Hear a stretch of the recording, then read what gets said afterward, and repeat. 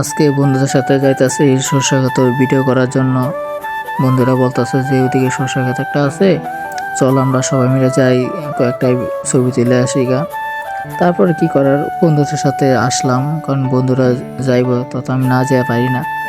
এখন আমি সরষে ক্ষেতটা ভিডিও করে আপনাদের সামনে দেখাইতেছি।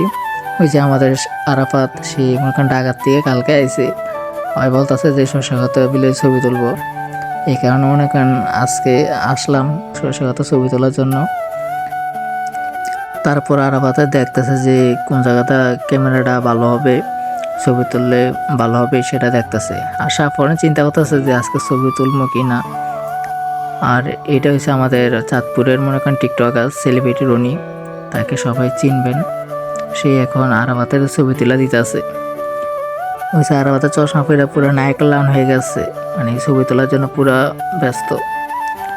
এই যদি একটা মনে করেন ক্লিক করলো রনি, এখন আপনার সামনে দেখাচ্ছে, ও সেই লাগতেছে আরাফাতের একের খ, বুঝছেন? আপনাদের সামনে দেখাইতেছে এই যে সাফরন চায় রয়েছে অগমিকাল, মানে ওরা ছবি তুলতেছে, উনি একদম আজকে তার মনটা অনেক খারাপ।